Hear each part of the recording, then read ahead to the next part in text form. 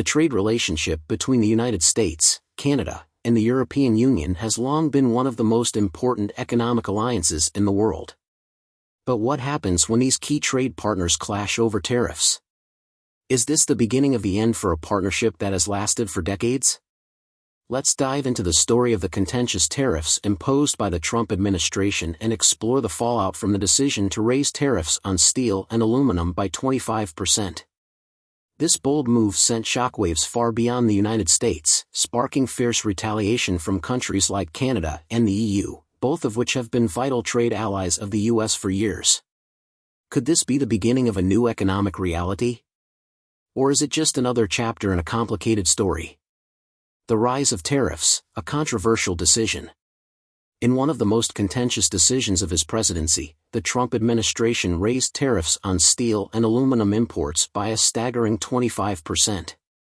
These tariffs targeted key trading partners, including Canada, Mexico, South Korea, and Brazil, countries that had previously been exempt. But the tariffs didn't stop at raw materials. They also included downstream products like fabricated structural steel, aluminum extrusions, and steel strands for pre-stressed concrete. Trump's justification for these tariffs centers on national security concerns. He argues that reducing the U.S.'s reliance on foreign steel and aluminum is critical for industries that support national defense and infrastructure. Under Section 232 of the Trade Expansion Act, these tariffs were imposed under the guise of national security, claiming that domestic steel and aluminum production is vital for military readiness and economic stability. However, the reality of U.S. steel and aluminum consumption complicates this issue. The United States imports about 23% of its steel and nearly 80% of its aluminum, with a significant portion of that coming from Canada. In fact, Canada accounts for a substantial share of U.S. aluminum imports, which are crucial to industries ranging from defense to automotive manufacturing. Despite this, U.S. aluminum production has drastically declined over the years, from 3.7 million metric tons in 2000 to just 670,000 metric tons in 2024. The fallout: Canada's strong retaliation. In response to the tariffs, Canada wasted no time condemning the decision. The Canadian government called the move totally unjustified, especially since Canadian steel and aluminum exports are deeply embedded in U.S. industries such as defense, shipbuilding, and energy. Canada has been a vital supplier of materials critical to U.S. military operations, making this decision particularly contentious. To retaliate, Canada imposed its own set of tariffs on a variety of U.S. goods, including bourbon whiskey, Harley-Davidson motorcycles, and denim jeans. This strategic move was a direct challenge to U.S. economic interests, especially those sectors heavily reliant on Canadian materials. For example, Canadian aluminum plays a key role in U.S. defense manufacturing, automotive production, and energy infrastructure. The tariff increase could have far-reaching consequences for these industries. One of the best examples of this deep economic integration is the Alcoa-Baie-Comeau aluminum smelter in Quebec, which supplies large quantities of aluminum to U.S. industries. The U.S. relies on Canadian aluminum for everything from military equipment to vehicles, meaning the tariffs could disrupt not only these industries but also the broader U.S. economy. Europe's response: united and unyielding. As Canada prepares its response, the European Union is also gearing up for its own. The EU's official stance on the U.S. tariffs has been firm: they are unlawful and economically counterproductive. European leaders have criticized the tariffs, stating that they will harm not just European industries but also U.S. consumers. The EU has highlighted the deep interconnections between U.S. and European industries, warning that these tariffs could disrupt supply chains and cause more harm than good. Much like Canada, the EU has a history of retaliating against U.S. tariffs.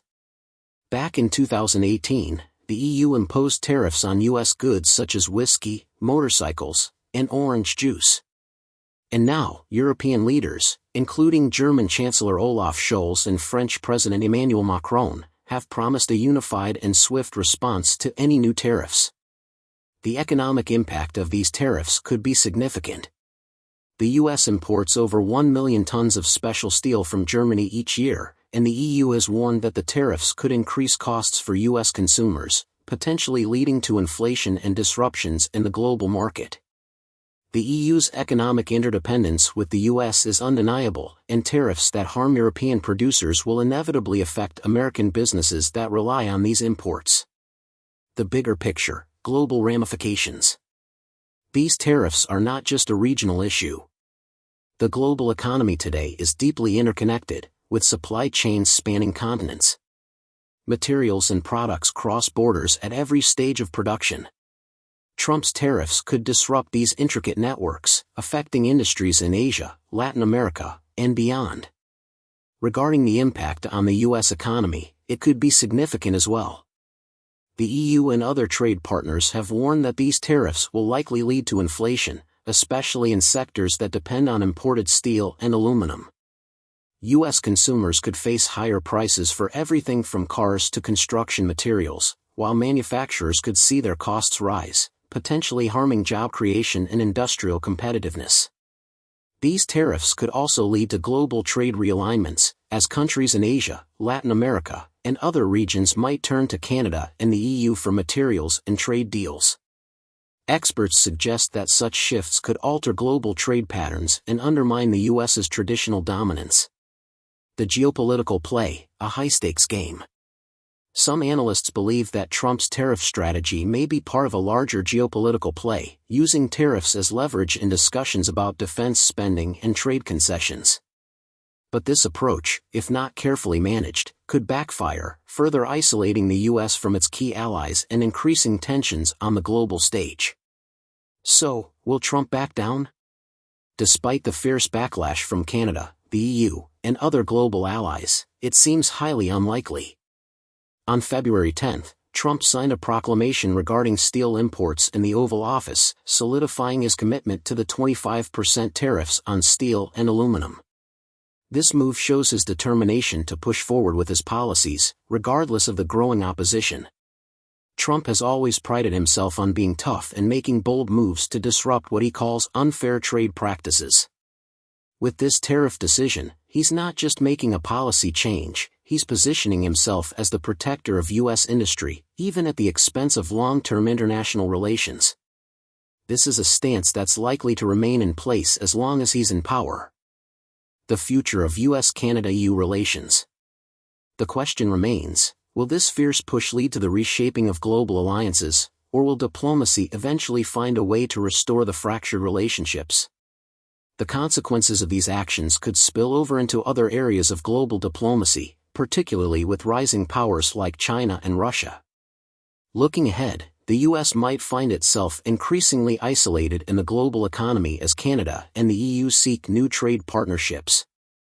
This could lead to new alliances that marginalize the U.S. in the global market, and countries may begin to question whether the U.S. can still be trusted as a trade partner. This could lead to the emergence of new economic blocs that don't rely on U.S. leadership. Will the U.S. continue down the path of economic isolation, or will diplomacy restore these vital alliances? Only time will tell. What's your take? What do you think?